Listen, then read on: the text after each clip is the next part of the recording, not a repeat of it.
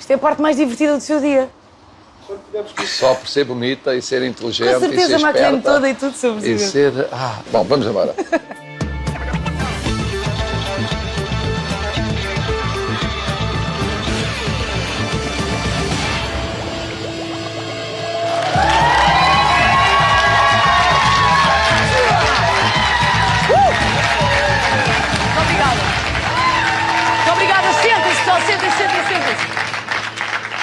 Muito obrigada por terem vindo ao Lá em Casa. É hoje...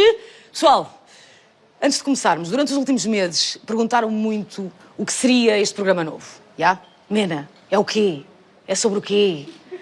Porquê é que ficaste com os restos do cenário do The Voice Kids? Um bocadinho, não é? Um bocadinho. Mas principalmente perguntaram porquê esse nome, Programa Cautelar, não é? Programa Cautelar, parece um programa de economia, né? Com dois carequinhas a discutir a dívida externa. Bom, pessoal, na verdade, foram algumas as razões para esta escolha, mas foi principalmente porque o país pediu. Pediu muito. Ter um programa cautelar é uma bênção dos céus. É um programa cautelar, o que aliás é inteligente. Um programa cautelar. Um programa cautelar. Programa cautelar. Um programa cautelar. É um programa cautelar o que é preciso. Programa cautelar. Há razões para todos termos cautela. Se cautelar vier de cautela, encaixa bem. Então não encaixa. Encaixa lindamente, doutor Rio. Encaixa lindamente, encaixa com gingos. Já, pessoal, o programa cautelar vem, de facto, de cautela, mas é mais do que isso, doutor. O programa cautelar, no resumo, é uma espécie de mecanismo que fornece informação, ajuda para que um país não entre em crise económica e social. E, pumbas, escolhemos este nome. Agora, reparem, é esta a ganda moral da croma que há uns meses andava nisto. Eu faço sempre...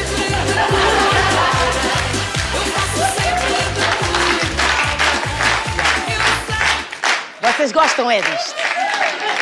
Não há. Pronto, acho que é evidente que não se vai aprender nada por aqui.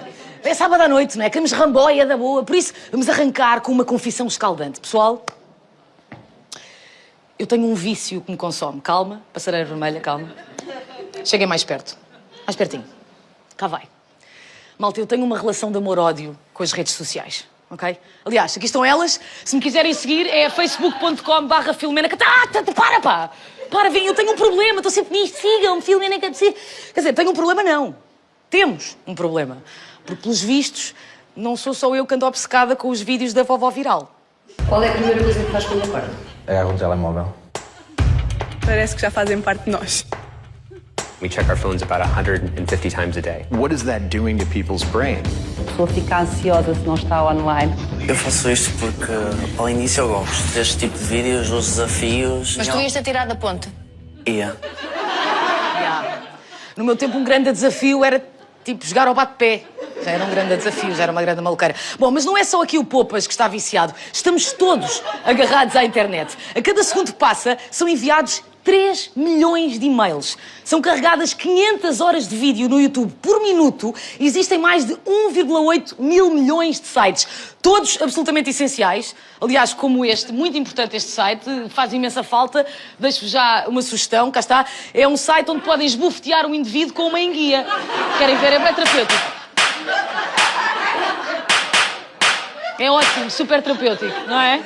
Mas quem é que é o responsável por isto tudo? Quem é o inventor desta macacada toda? Eu digo-vos, Sir Tim Berners-Lee.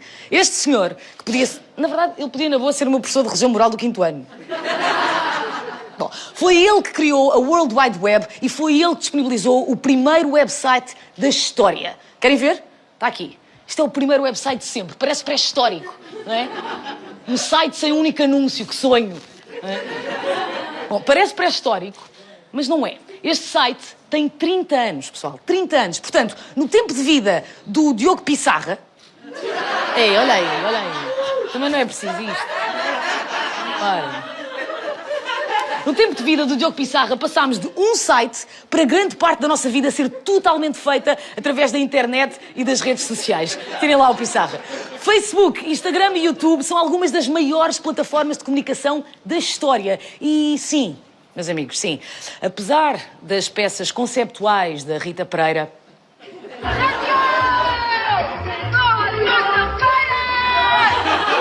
Um flagelo. Apesar disto, as redes sociais têm o poder de pôr em curso movimentos globais e verdadeiras revoluções que começam no teu smartphone e que mudam o mundo. O Facebook, por exemplo, foi o melhor amigo da liberdade e dos revolucionários até na convocação da Primavera Árabe. Mas, pessoal, estão a ver isto? Sabem o que é? Isto é a malta aqui no estúdio e lá em casa a perguntar, então, mas que porra de programa é este, pá? Primavera Árabe, num sábado à noite. É o quê? A malta da RTP andou a beber favaídos estragados? Não sei. Isso não sei responder. Mas antes que o hashtag quem é que esta gaja pensa que é comece a bombar, nós temos aqui, para acalmar os ânimos, um gatinho fofinho. Cadê o gatinho? Temos um gatinho? Cá está. Hã? Oh, olha. E também temos um panda só para garantir. Cá está. Mais calminhos, mais calmos. Só para não vos deixar pendurados, a Primavera Árabe foi resumidamente uma onda revolucionária de mega manifestações convocadas em grupos de Facebook para derrubar ditaduras e reivindicar condições de vida dignas no Médio Oriente e no Norte da África. Epá, e eu só espero que a Luciana Abreu e o Manuel não falem disto amanhã no caminhão do Domingão, que eu não queria nada repetir conteúdos.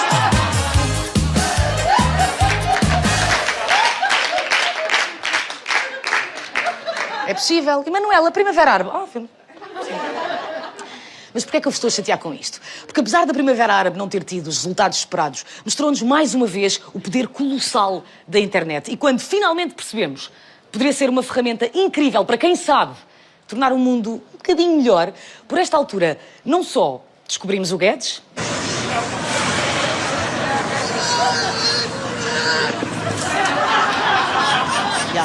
Nunca desilude, não é? Não só isto aconteceu, como aqui o Tintim do digital lança esta verdadeira bomba. Olha lá. Do some sites naturally leave? Do they bring out the worst in people? There is an increasing number of fake news. Qualquer pessoa pode produzir informação. A dangerous epidemic of misinformation. If we can't discriminate between serious arguments and propaganda, then we have problems. Do you ever regret inventing the web? Well, I got a big switch back at the lab. I can turn it off.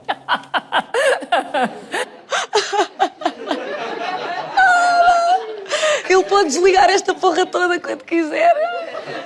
Hilariante, não é?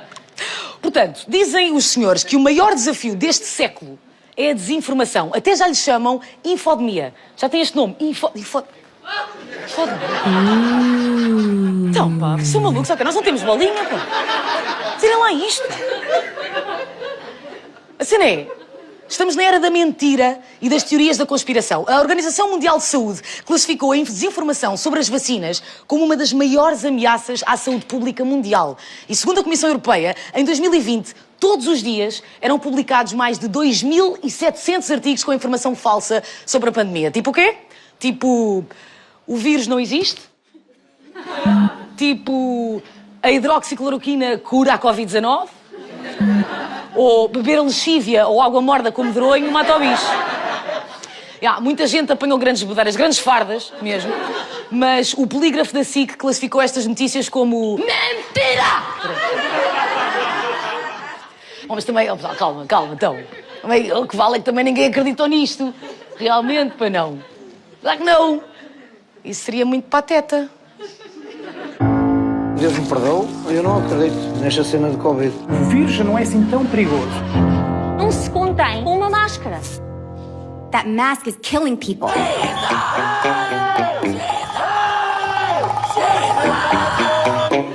Mas por que é que o médico sabe mais que eu? Depois da facada não vai ser uma gripezinha que vai me derrubar, não. Isso é tudo uma tanga.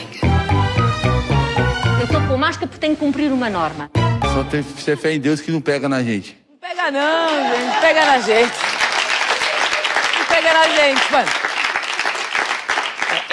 Eu não vou fazer uma graçola, porque de facto é muito fácil gozar e rir dos licenciados da internet. Mas a verdade é que todos podemos ser um deles. Quantas vezes é que vocês já tentaram fechar uma discussão com o porquê? Até porque ali na net, meu amigo, estamos a brincar ou quê? Somos especialistas instantâneos porque lemos estudos da Universidade do Reckons Beacons, falámos com vários médicos e estamos com certeza em condições de pôr em causa séculos de investigação científica e instituições credenciadas mundialmente. Porquê? Porque eles não me enganam, meu amigo. E acabou-se a conversa, tá bom? Ou não? Calma. Bom, Esta coisa de ter certezas baseadas em pesquisas do Google e do Facebook tem uma base científica, que é irónico, não é? Chama-se efeito Dunning-Kruger. E calma, não se enervem já com o gráfico, calma, porque estes dois fofinhos, o Dunning e o Kruger, que eu não vou apontar porque eu não sei qual é que é qual. Por acaso sei. Acho que este é o Dunning e este é o Kruger. Acho que é isso. Bom, eles tentaram provar uma cena que já se dizia por aí há séculos.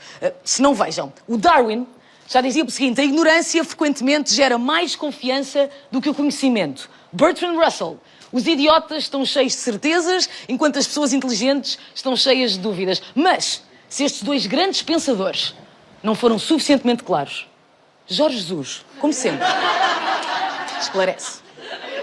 O futebol é conhecimento. E, portanto, é dentro disso, quanto mais experientes a gente estejamos, mais conhecimento temos, melhor também estamos. Isto sim é filosofia, poesia. Resumindo, quanto mais conhecimento temos, mais noção temos da nossa própria ignorância. E quanto mais acreditamos em informação falsa, mais andamos por aí, cheios da basófia, com o quê? Eu não sou da carneirada. Porquê? Porque eu li vários estudos e eu tenho a certeza do que estou a dizer. Mas, pessoal, a cena é... há realmente estudos para tudo. Reparem, este é bom. Inalar gases de parceiros diminui o risco de doenças. Podem tentar. Acho que só vão arranjar um divórcio, mas... Quer dizer, há malta curte, eu não estou nada contra, tipo, estar ali... Há outro, dormir pouco diminui o tamanho dos testículos dos jovens. Pessoal, não precisam de ir a correr para a cama, que ainda é cedo. E os vossos testículos estão a salvo, pessoal, na verdade. Isto tudo explica-se com uma história, não sei se ouviram falar disto. A história real deste grande querido... Olha, tem. Este grande querido que entrou num banco, roubou uma pipa de massa, ainda sorriu para as câmaras e quando foi apanhado pela polícia disse assim: mas eu usei o sumo de limão. Este grande campeão tinha lido um estudo que o sumo de limão torna os humanos invisíveis nas imagens de câmara. E isto é verdade. E tinha-se esfregado todo em sumo de limão antes de entrar no banco. Moral da história: ler estudos não quer dizer que tínhamos estudado de facto, pessoal. Nem quer dizer que tínhamos entendido corretamente o que estivemos a ler. A solução mais óbvia é evitar a hiperreatividade. Aquela cena de partilhar uma opinião imediatamente, sem informação suficiente, e conseguir essa informação através de boas fontes. E dizem vocês: Mena, sou ganda croma, mas desde quando é que tu és uma fonte credível? Eu faço sempre de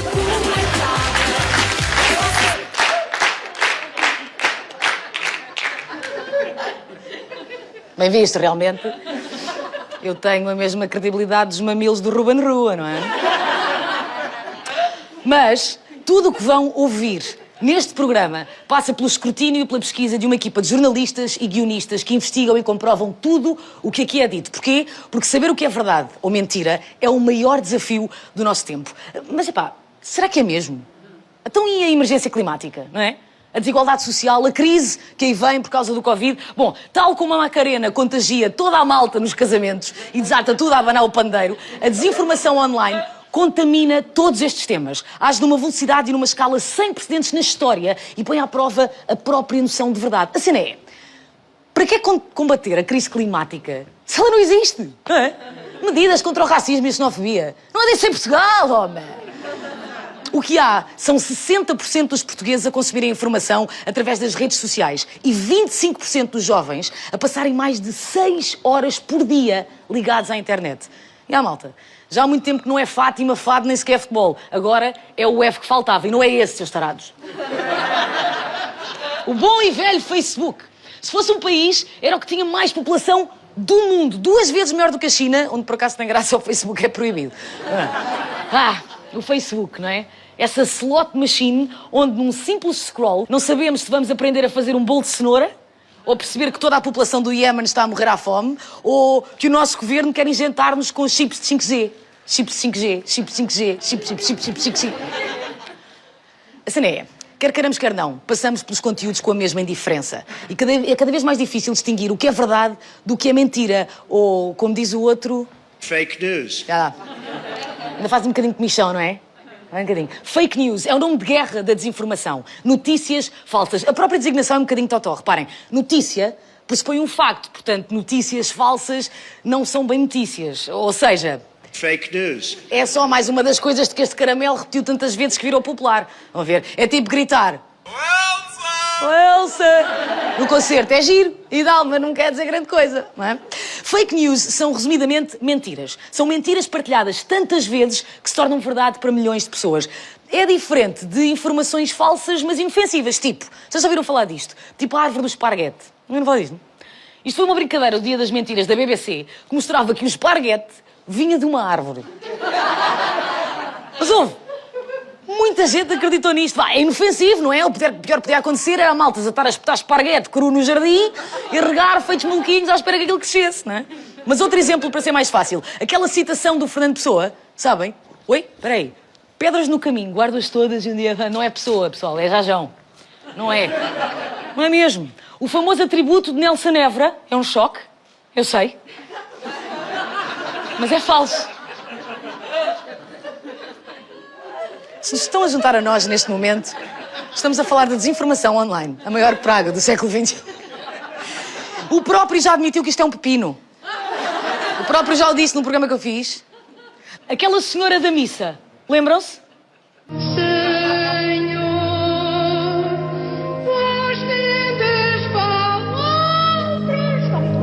Estava de facto muito alto, pessoal. Estava de facto muito alto. Agora, isto não é desinformação. Existem notícias falsas que, não matam ninguém, não é? Quer dizer, mais ou menos. A Cher já morreu aí umas 20 vezes. O Bob Dylan, o Paul McCartney, a Celine Dion já morreu muito. O Sozinho em Casa é um morto que sai muito bem, também. O Pequeno Saúl, também, já saiu muitas notícias. Oh, tu risco nem um pero, ai é!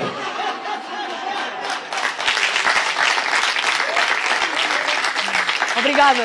Já não tão Pequeno Saúl. Bom, mas bora lá resolver isto. Todos nós já encontramos uma notícia que nos deixou genuinamente assustados e quisemos partilhar com toda a gente nas nossas redes. Isto pode ser desinformação acidental. A que cria estes conteúdos é a desinformação intencional. E os principais alvos estão mais que comprovados, pessoal. Minorias, imigrantes e elites políticas. E os seus acessórios de moda. Não sei se lembram disto, mas um dos casos mais famosos da desinformação em Portugal foi o do relógio da Catarina Martins. Lembram-se disto? Não? Então, um indivíduo criou esta montagem, publicou-a nas redes sociais, vários sites começaram a partilhar como se fosse uma notícia verdadeira, apesar do próprio ter dito que era falsa. Mas aí o caos já estava instalado. Aliás, o autor disse que a intenção era mostrar às pessoas que acreditam em boatos que é fácil enganá-las. E que ficou muito contente porque provou que a desinformação é, de facto, uma ameaça à democracia. Na verdade, é um justiceiro. Mas, portanto, porquê é que isto aconteceu assim? Vocês aguentam só mais uma estatística? Então... As notícias falsas têm 70% maior probabilidade de serem partilhadas do que as verdadeiras. E a desinformação está a funcionar em Portugal há anos, pessoal. Aliás, segundo a investigação de Paulo Pena, o primeiro jornalista português a desvendar esquemas de desinformação, neste momento, há mais de 2 milhões de portugueses que recebem notícias falsas todos os dias, de mais de 40 sites de desinformação nacionais. Grande parte deles o que fazem é tentam imitar os órgãos de comunicação social no nome e na estética do site. Estão a ver, tipo... É a mesma coisa que vocês irem a uma banca comprar um jornal e de repente é isto que está. Parece que é público, mas não é. Parece que é o Correio da Manhã, mas não é bem. Estão a ver? Quando vocês estão a ver nas redes parece isto. Outros não tentam imitar nada, são só mega totós, tipo muitalouco.pt ou isto sim são notícias.pt, estão a ver? Às vezes o que têm de fazer é, basta irem ao site e ler a ficha técnica para perceber que não são de facto sites noticiosos. Outras vezes o engodo está um bocadinho mais refinado. Por isso, hoje temos connosco o próprio Paulo Pena, claramente em direto, num local que é uma bonita metáfora ao estado do jornalismo de investigação em Portugal. Ele está hoje connosco. Paulo... Boa noite, Filomena. É um prazer estar aqui. Boa noite, o prazer é todo meu, Paulo. Paulo, existe algum site de desinformação a funcionar em Portugal? É esta a questão. Existem vários. Na minha pesquisa eu consegui identificar cerca de 50 e são sites muito diversos. Uns tentam ganhar dinheiro com publicidade, outros tentam apenas fazer manipulação do debate político com mentiras sobre atores políticos concretos. Ok, mas existe algum site em Portugal que funcione sem pessoas com carteira de jornalista? Existem e alguns foram legalizados pela ERC, o que me parece ser um retrocesso em todo este debate, porque a grande salvaguarda que nós, cidadãos, temos para combater a desinformação é a possibilidade de nós podermos acionar juridicamente aquilo que é ofensivo ou que comete um crime. E nós podemos fazer isso com a comunicação social tradicional que está legalizada, não podemos fazer isso com sites que estão no Canadá ou na Malásia a fazer desinformação em Portugal. Portanto, o que estás a dizer é que há sites de desinformação legalizados pela entidade reguladora da comunicação social. Bom, mas então diga-me um site português e quanto fez em publicidade, em concreto? O site que eu estudei que ganhava mais dinheiro com publicidade em Portugal era um site chamado Vamos Lá Portugal, e era um exemplo muito engraçado, porque era um site feito no Canadá por uma empresa de marketing canadiana que nem queria responder, não aceitou responder a nenhuma das perguntas que fiz sobre isso, mas que fazia desinformação em português para ganhar dinheiro, e pelas minhas contas esse site ganhava cerca de 10 mil euros mensais de publicidade. E este é o maior site em Portugal? Era um dos maiores nessa altura, havia outros que não se dedicavam apenas a tentar lucrar com a publicidade. Então. Havia também sites que tentavam lucrar com a manipulação política, com o discurso de ódio, com o racismo, etc. Ok, então há algum exemplo de site em Portugal que comprovadamente tenha feito isso, tenha polarizado a sociedade propositadamente? Havia um exemplo que foi o primeiro que eu estudei, de um site chamado Direita Política, que tentava trazer todo aquele discurso da alt-right americana, de Steve Bannon, do Breitbart, para Portugal. Esse site, que se dizia, enfim, alternativo, tentava sempre e fazia sempre mentiras concretas sobre dirigentes políticos, sobre situações com refugiados, etc., para tentar polarizar o nosso discurso político e tentar introduzir nele o que não havia na altura, agora já, que era uma direita deste tipo que estava em ascensão nessa altura em todo o mundo, nos Estados Unidos, no Brasil, na Europa. Ok. Paulo, só uma pergunta, já te ameaçaram por denunciares este tipo de coisas? Eu já fui ameaçado e há com certeza muitas fake news de provenientes destes sites sobre mim, sobre os meios de comunicação social onde trabalhei. O problema não é, contudo, a ameaça concreta a um jornalista. O problema aqui é a ameaça que nós temos como sociedade e como comunidade com a desinformação. A desinformação é aquilo que tenta levar-nos a não tomar as boas decisões que qualquer um de nós pode escolher, qual é a decisão que quer tomar e qual é a opção política que quer ter. Tudo isso faz parte da nossa liberdade. Com a desinformação, a nossa liberdade é cerceada e muito limitada porque estamos a falar de mentiras. E é esse o grande problema e é essa a grande ameaça. Está certo. Obrigada, Paulo. Boa noite e bom almoço para ti. Obrigado. Pessoal, só antes de continuar, aproveitando o que o Paulo disse, deixem-me só poupar trabalho à malta que espalha mentiras. Deixo já aqui algumas notícias que podem surgir sobre mim nos próximos tempos. Podem escolher, na boa, gosto de todas. A minha preferida é esta. Bronca na RTP, Mena apanhada com Fernando Mendes dentro da montra final, Lenca devastada. Podem usar, na boa. Bom, mas se ainda estão com os 10 mil euros mensais na cabeça, e pessoal, são 120 mil mocas por ano para escrever disparates na internet, mas se ainda estão a pensar nisto, fazem bem, porque este é um dos grandes objetivos da desinformação. O guito, o pilim, o graveto. Gostam de dizer? É o graveto. As fake news são um negócio, malta. Como? O dono do Facebook responde. How do you sustain a business model in which users don't pay for your service? Senator, we run ads. Cá está.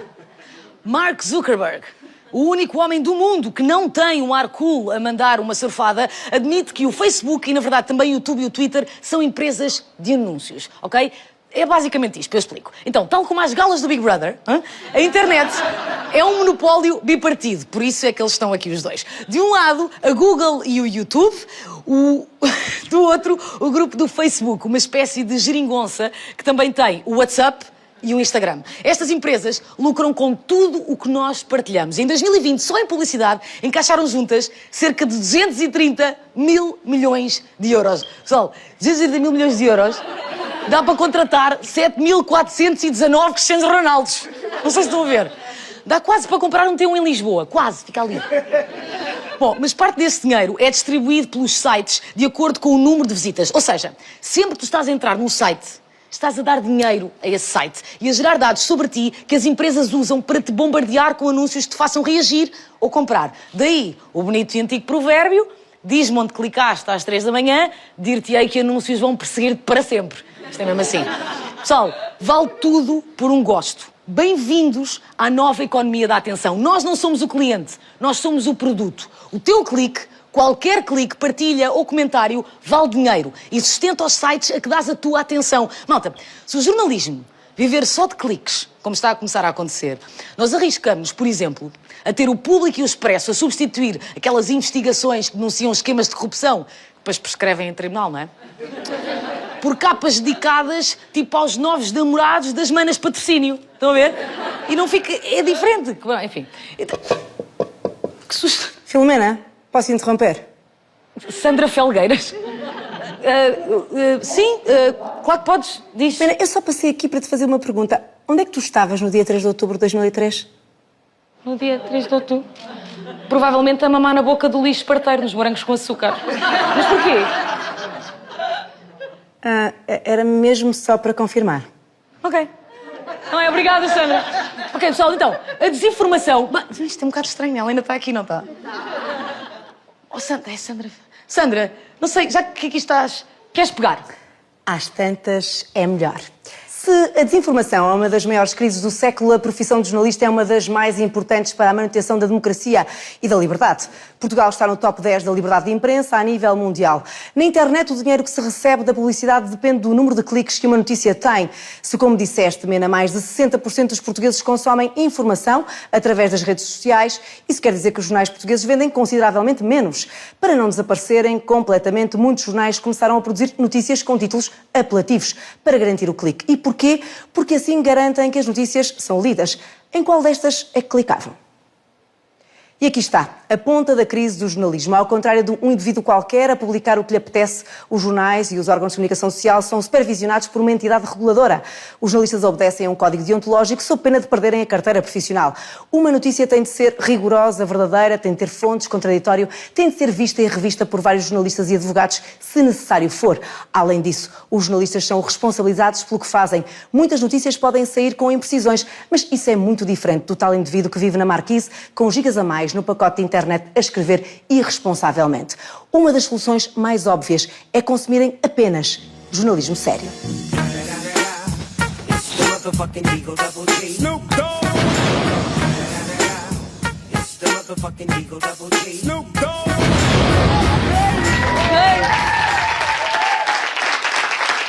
Não sei se perceberam, mas isto não foi mic drop. Não é mic drop, é o primeiro lapela drop da história da televisão. Obrigada, Sandra, sempre um prazer. Sempre um prazer? Sempre um prazer, meus amigos, sempre um prazer. Ok, então, o que nós queremos dizer é o jornalismo está em crise. E isto é uma bomba relógio recheada de pupu, não é? Que deve preocupar-nos a todos. Mas vamos ao último objetivo que vem aí o seu Presidente da República, é mesmo? O último grande objetivo da desinformação é manipular a opinião pública. É dividir para reinar. Na verdade, é uma velha estratégia, não é?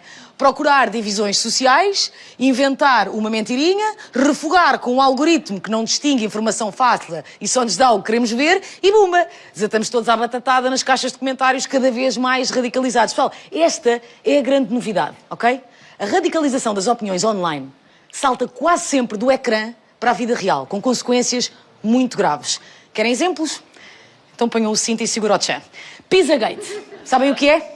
Pizzagate é uma teoria da conspiração que ligava a Hillary Clinton e o Barack Obama a crimes de pedofilia que estavam alegadamente a acontecer na cave de uma pizzaria em Washington. Parece um daqueles filmes muito tamanhosos de domingo à tarde. Mas a realidade é que o dono da pizzaria começou a receber ameaças de morte. E uns meses depois, este chouriço, que acreditou nas notícias falsas, entrou no restaurante armado com uma espingarda, uma faca e uma pistola, pronto para salvar as criancinhas, ok? Eu sei, era de lhe mandar com um pepperoni na boca, é certo. Mas felizmente aqui ninguém ficou ferido. México, 2018. Depois de boatos espalhados no WhatsApp que acusavam um estudante e o seu tio de tráfico de crianças, ambos foram queimados vivos com transmissão em direto na internet. A polícia provou que os rumores eram mentira. Está duro, eu sei. Mas é o último saltinho, eu prometo. Myanmar. Por lá, o Facebook é tão importante que grande parte da população acha que o Facebook é a própria internet. Centenas de pessoas e perfis falsos espalharam mentiras sobre a minoria muçulmana Rohingya e a ameaça do Islão sobre o país. Resultado? 280 aldeias arrasadas, 6.700 mortos e 650 mil deslocados. Pessoal, a desinformação resultou numa limpeza étnica que deu origem ao maior campo de refugiados do mundo. Ainda estão comigo? Sim!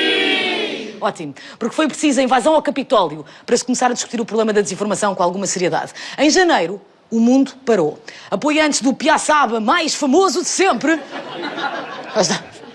E fãs da teoria da conspiração QAnon, esta teoria é basicamente uma espécie de seita de gurus da desinformação que já tem adeptos em Portugal. Eles invadiram o Capitólio. Estas pessoas estavam e estão convictas de que a última eleição presidencial americana foi roubada, influenciadas por notícias falsas e acusações infundadas. A invasão do Capitólio fez 5 vítimas mortais. Foi preciso mais uma tragédia para o Facebook e o YouTube se comprometerem finalmente a eliminar todos os conteúdos relacionados com o grupo QAnon. Reparem, o Twitter já apagou mais de 70 mil contas associadas a este movimento. Aliás, quando a conta do Trump foi cancelada, foi comprovado que a desinformação caiu 73% nos Estados Unidos. Eu sei o que é que vocês estão a pensar. Um monte de coisas, não é? Mas além dessas, o Trump tinha conta no TikTok. Não tinha. É mentira, ok?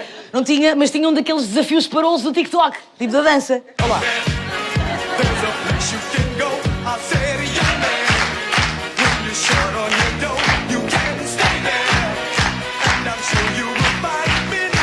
Acabou, vocês só querem raboia!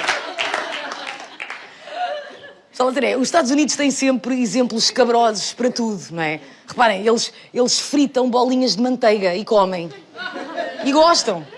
Enfim, o ponto é que um pouco por todo o mundo, a desinformação propagada por líderes populistas como Bolsonaro, Viktor Orbán, Salvini, tem sempre consequências. E sendo que isto está comprovado, o que é que vai acontecer?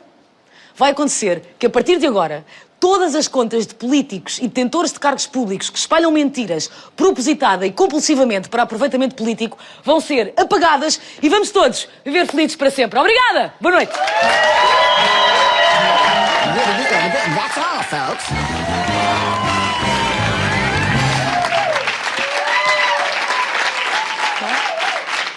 Não? Ah, não. Afinal, não vai acontecer isso. Ainda não.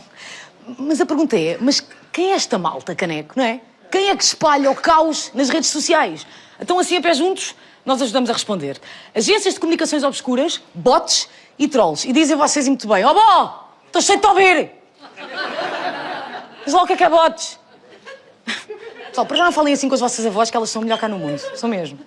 E depois, os bots são o diminutivo carinhoso de robô, ok? São programas de computador que criam contas falsas e que parecem mesmo centenas de pessoas verdadeiras a dar a sua opinião. Basicamente é aquela máxima. Uma mentira repetida muitas vezes pode tornar-se verdade.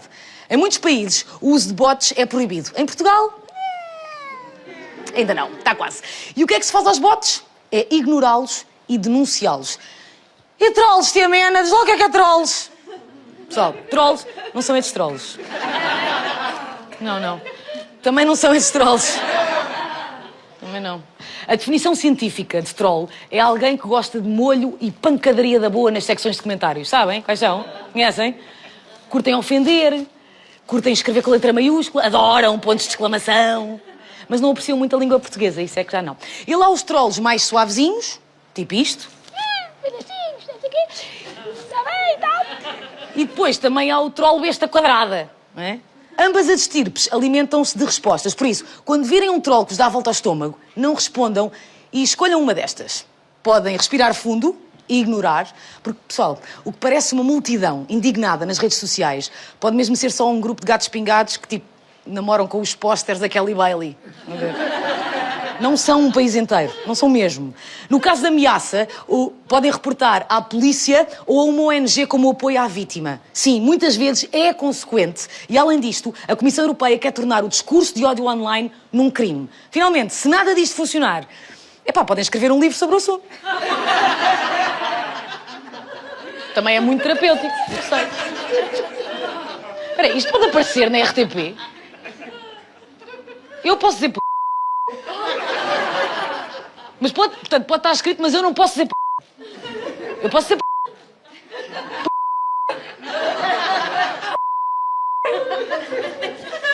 Na verdade, todos temos a potencialidade de nos tornarmos um troll.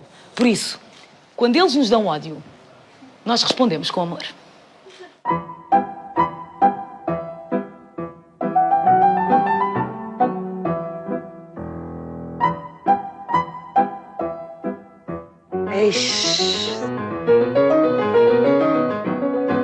Ui. Não.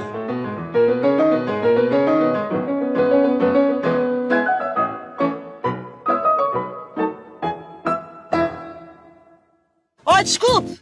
Desculpe! Minha senhora, é só para dizer que adoro o seu estilo! Obrigada. Está linda! Bom dia! Quanto charme, hein? Bom dia! Estão lindas as duas! Muita força para o dia de hoje, às vezes não é fácil, mas conseguimos sempre! Você consegue! Muita força! Adorei ver-vos atravessar! Lindas! Que adoro a cor do seu casaco! Ganda vibe! Ganda vibe! É isso! Bom trabalho, hein?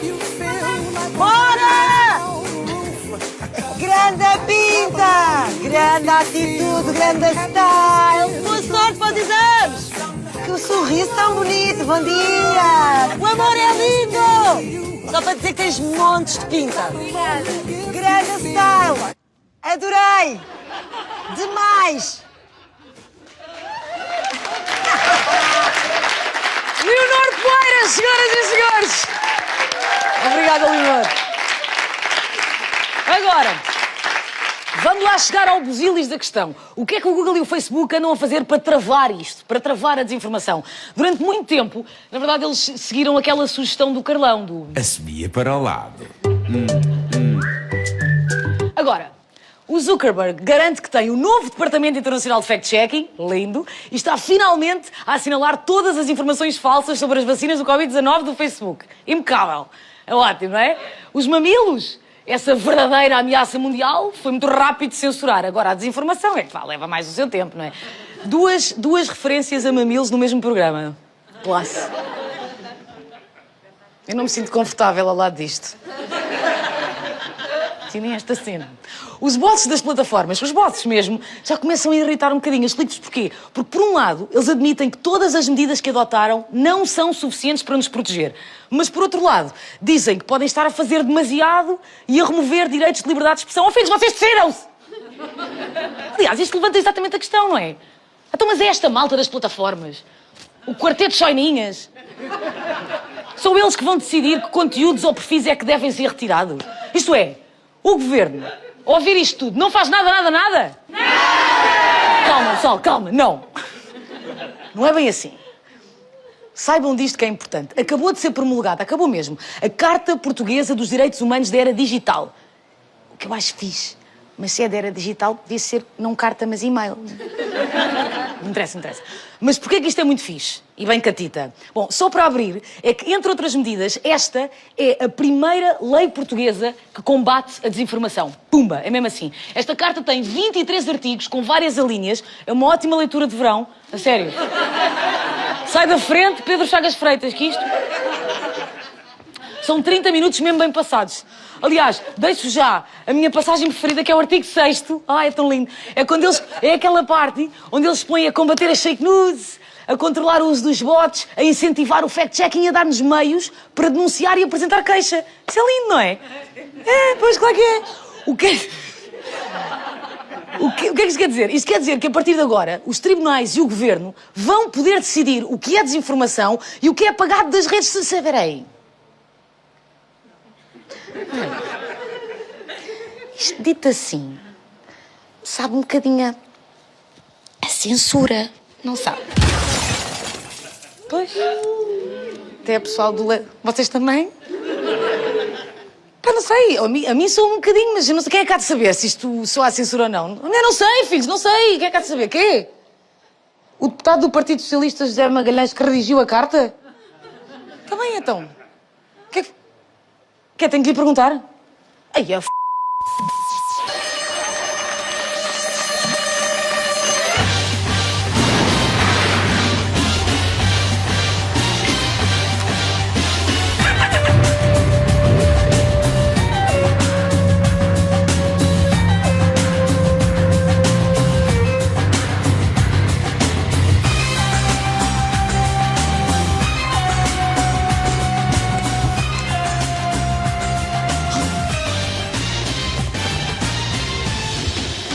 Deputado, ainda bem que o encontro.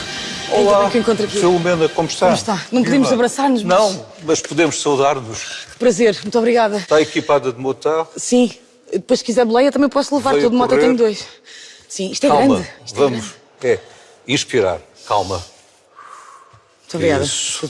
Então o que é traz cá? Estou a fazer um programa sobre a desinformação online e, de facto, isto é todo um mundo que eu não estava à espera. Existe algum mecanismo dentro desta carta que previna ou que evite que o Estado possa usar esta lei para censurar ou para cancelar informação que lhe seja crítica ou desfavorável? Existe algum mecanismo que evite que isto aconteça?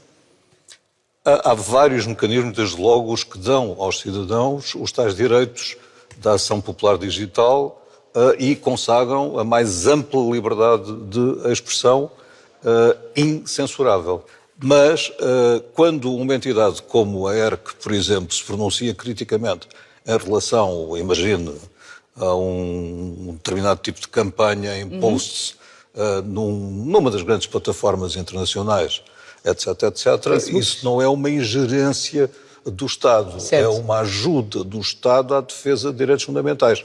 Um dos artigos mais importantes da Carta é aquele em que se definem direitos dos cidadãos perante as plataformas. Portanto, a resposta é sim. Deputado, ficava aqui a conversar consigo Já estou confortada. Ficava aqui a conversar consigo o resto da noite. Mas tenho um programa para acabar. Eu conto-lhe várias histórias, não se preocupe. Está combinado? Olha, estou mesmo de mota, não preciso de boleia para lado nenhum. Muito obrigado. Está? Ficarei aqui. Vamos mesmo fazer um grande fist bump, Sr. Deputado. É isto. Sim, é isto. Isto é um fist bump. Ótimo, acabei de aprender uma coisa. Muito obrigada, Sr. Deputado. Felicidades. Deus, Bom trabalho. viagem, Obrigada. Boa viagem.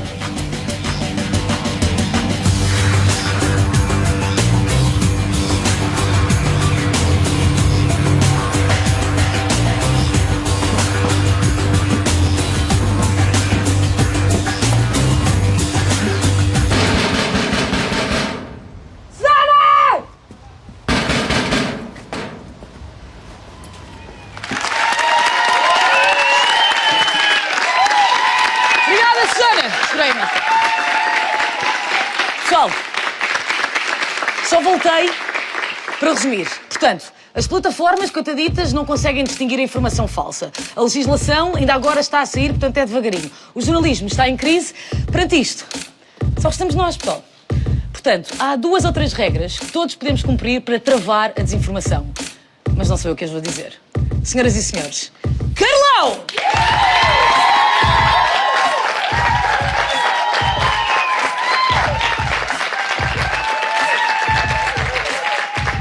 Antes de partilhar, comentar ou pôr um gosto em seja o que for, para.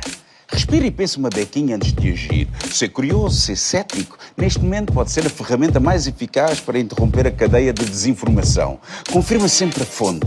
Confirma a data. Desconfia quando nunca ouviste falar do site ou da pessoa que publicou uma determinada notícia ou vídeo. Verifica se algum jornal deu a notícia que leste na net da mesma maneira. Experimenta um hábito diferente. Compra ou assina um jornal online. É sexy, sexy, sexy. E mantém-te bem informado. Apoia a literacia digital na tua escola, no teu espaço de trabalho. Nunca leias só o título. Não cliques no clickbait. Títulos sensacionalistas a puxar pelo teu emotivo são treta. Clica aqui que vais ver uma coisa incrível. Não, mano, foge. Não papes erros ortográficos. É um sinal de alerta. Se o texto não incluir citações de ninguém, lembra-te. Não há notícias sem fontes. Se as fotografias e os vídeos te parecem montagem, é porque normalmente o são. Se não tens a certeza, experimenta arrastar a imagem para o Google ou para outro motor de busca e descobre a origem da foto. Não comentes, não respondas aos bots. Se foste enganado ou encontraste um site mentiroso, denuncia-o. Se ninguém o faz por ti, faz tu por todos. Tu por todos. Senhoras e senhores, eu disse e cumpro, o Presidente da República quis mandar uma mensagem neste nosso primeiro programa e, portanto, vamos ouvi-lo agora mesmo. Vamos a isso. Boa noite, Filomena. Muitos parabéns pelo novo programa. Confesso que me rio muito mais com a Cristina, mas enfim, são gostos. Eu não sou o verdadeiro Presidente. Filomena, muita cautela, que há aí muita gente a fazer-se passar por mim. Temos de tirar uma selfie um dia destes. Beijinhos. Boa noite, Sr. Presidente. Claramente, boa noite. Sr. Presidente, aquilo que acabámos de ver chama-se Deep Fake News. Em português, são notícias profundamente falsas. Já são feitas um pouco por todo o mundo. Esta foi feita no Instituto Superior Técnico. Mas a verdade é que isto é a epítome da desinformação. Isto engana um bocadinho. Say these things, at least not in a public address. But someone else would. Someone like Jordan Peele. Na verdade, é um ator que está a fazer a cara de Barack Obama e isto também não é a Rainha Isabel. Of whether what we see and hear is always as it seems. E ela própria questiona que tudo o que vemos e ouvimos nem sempre é verdade. And all at Channel 4. I trust you will have the very merriest of Merry Christmases. É muito impressionante o que já é feito. Temos só mais um exemplo que parece, mas isto não é do Tom Cruise, não é mesmo. Isto é uma montagem feita a computador que, para mim, é das mais bem conseguidas. Mas, de facto, a tecnologia já está a avançar a níveis assustadores, Sr. Presidente. Isto já é feito em Portugal, como acabámos de ver. O que lhe ia perguntar era, vários líderes pelo mundo já consideram a desinformação uma das maiores epidemias deste século. Acha que a desinformação online, principalmente, deve ou não ser uma preocupação real para o nosso país? Ora bom, vamos lá ver. A desinformação é um problema de sempre. Verdade. Na política, na economia, na sociedade, na vida das pessoas, da família. Chama-se a mentira. Ou a meia mentira, a meia verdade, ou a semi-verdade, a semi-mentira. E nós temos campanhas, já mesmo na política, muito antigas, do século passado, do começo do século passado, algumas do século XIX. O que há de novo é que, com a mudança na ciência e na tecnologia, há recursos que levam a chegar a mais gente aquilo que chegava a menos gente. E permitem truncagens, vídeos, mensagens, formas noticiosas com imagem, ou multimédia, que não havia naquela altura. Em Portugal, acha que as redes sociais, as notícias falsas, podem definir uma eleição? Ou podem colocar em funções de Estado pessoas que, em vez de terem preparação para isso, são ótimas com estratégias para viralizar conteúdos? São ótimas pessoas nas redes sociais e, portanto, agora vou fazer um bocadinho de analista político, para não estar a responder como Presidente da República, mas enfim, acho que não. Acha que não? Acho que não. Acho que, ainda bem, com a dimensão que têm as redes sociais em Portugal, que alívio.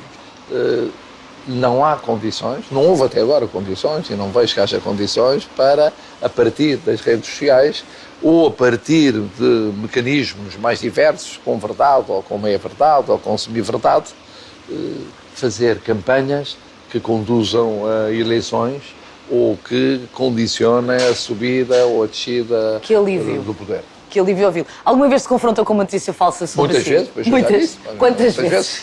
Muitas vezes. E não é por mal, às vezes é incompreensões, quer dizer, abro jornais e com muita paciência telefono a dizer, olha, que não é assim. Exato. Eu era para ter ido e não fui. Exato. Muitas vezes foi cancelado. Isto era para ter existido, não existiu. Eu, de facto, estive lá antes, não foi nesse dia, foi no dia anterior, não estive na inauguração, estive na véspera da inauguração. Sr. Presidente, só lhe tive mais duas perguntas. O nosso programa chama-se Programa Cautelar.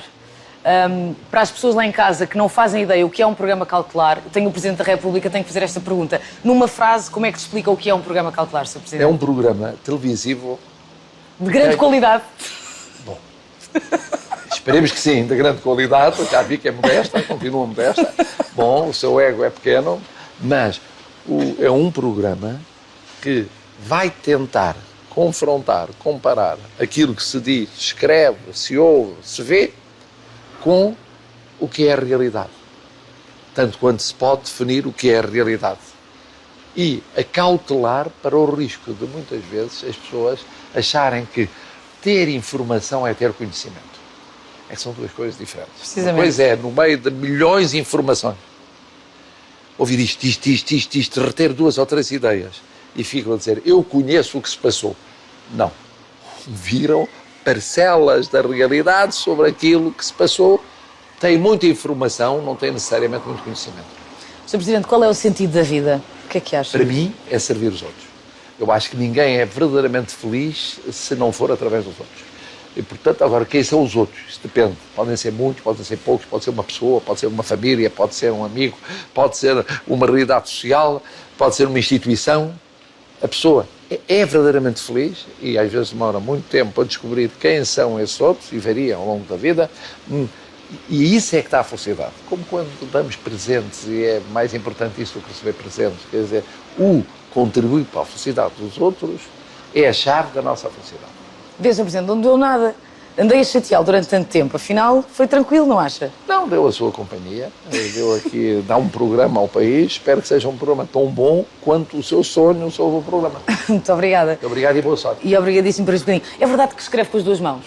Escrevo com as duas mãos. Eu comecei por ser canhoto, depois partiu o pulso e na 4ª classe depois tive de aprender a escrever com a direita. Então escreve de facto com as duas mãos? Escrevo de facto com as duas mãos. Vai-me fazer um autógrafo a duas mãos, vai ser o único... Vai acontecer? A duas mãos, não uma de cada vez, vamos embora. Está ótimo. Tem uma caneta, por favor? Oh, cá está. Ah, mas eu tenho aqui uma caneta, mas é com papel? Fazemos com papel. Espera aí, com o papel da Presidência, posso? Papel, muito obrigada. Senhora Major, dei o papel. Com o papel da própria Presidência. Então vamos lá ver. O primeiro. Isto é um autógrafo meu. Autógrafo a duas mãos Isto é um autógrafo do Presidente da meu. República. Como vê, exatamente igual. Extraordinário. Com a mão esquerda melhor do que com a mão direita. Bom. Vamos sentar no seu colo. Obrigada, Sr. Presidente. Mas isto é incrível. Mas é assim? São iguais. Mas haviam de ser diferentes, não? Com a mão esquerda e com a mão direita, diria que sim. Não. Ah, tiramos só uma fotografia. Tirar. Eu vou para aqui para não o incomodar.